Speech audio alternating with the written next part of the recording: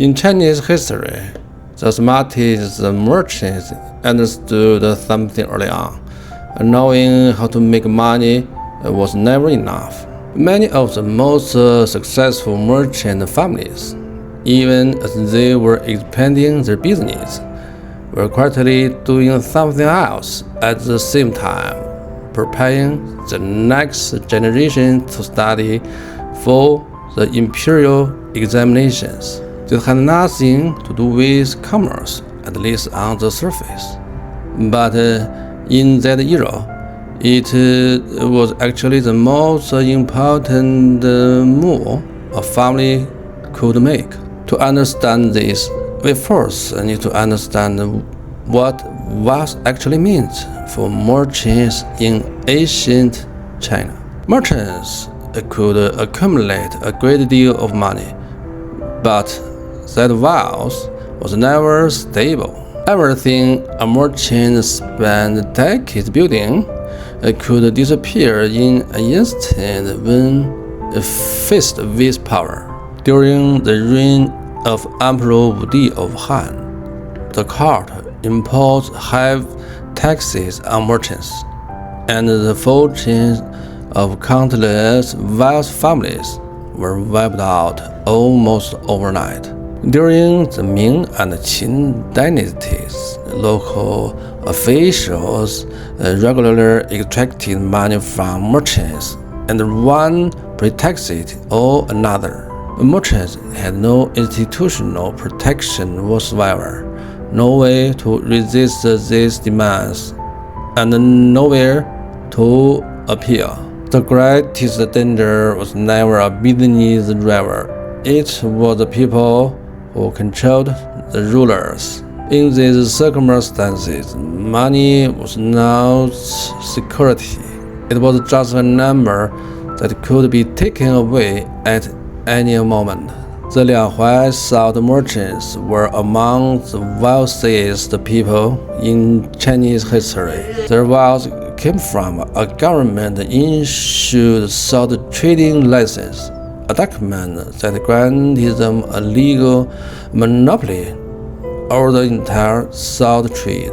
At the height of the Qing dynasty, the Yangzhou salt merchants were fabulously wealthy, building elaborate gardens, sponsoring off-road trips, and living lives of extraordinary luxury.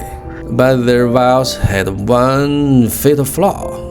It depended entirely on government authorization. They appeared to be running a business, but in truth, they were operating a privilege that the state had permitted to exist. In 1831, the Qing court reformed its salt laws, and the old monopoly system was gradually abolished.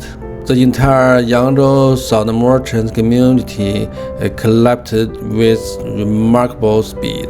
Fortunes accumulated over generations vanished with a single imperial decree. The salt merchants were not defeated by the market. They were defeated by a change in the rulers, because in that era, wealth was never something that existed independently of power. It was simply the result of what power permitted. The shrewdest merchants had understood this long ago. The Huzhou merchants and the Shanxi merchants were the two most successful merchant groups in Chinese history. What truly set them apart was not just their ability to make money, but the understanding that money alone could not be kept, and that it had to be converted into something more stable as quickly as possible. So many Huzhou merchants' families began deliberately dividing their sons along to separate paths. Some continued in commerce, maintaining the family's wealth, Others were dedicated entirely to study, preparing for the imperial examinations, because they had slowly came to realize a family with only money would always be nothing more than prey. But the moment a family produced a graduate of the imperial examination, everything changed. Local officials would begin to think twice before moving against such a family. Commercial disputes became easier to resolve. Even the family's influence in the local community would shift. At the same time, these families were purchasing large amounts of land and establishing ancestral clan house. Land gave the family a stable social foundation. The clan network gave them local influence, and the sons who had passed the examinations gave them an entry point into the power structure. All three of these things shared the same underlying logic. Converting fluid commercial wealth into something the system could not easily take away. What they truly wanted to escape was not commerce itself. It was a condition of being entirely dependent on commerce. There is a thing among Huizhou merchants. Whether you study or trade, what matters is doing it well. Study and commerce are placed side by side, not because merchants had suddenly fallen in love with scholarship, but because they understood only with one foot in the official world and one foot in the commercial world. Could a family truly stand on solid ground? There is an old Chinese saying, wealth never survived 3 generations. Most people interpret this meaning the next generation simply wasn't hardworking enough. But the real reason was the natural half-life of wealth in that environment.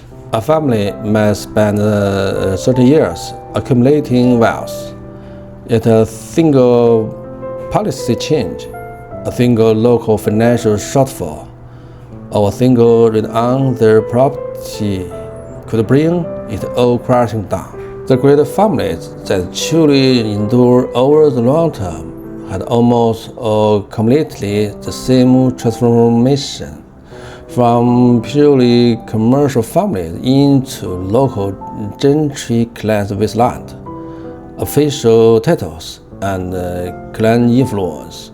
Money could not be kept, but status could.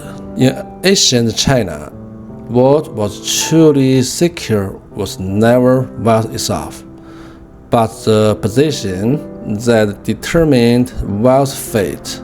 Money could be accumulated, but only those who had entered the system of rulers could decide how long that money would last.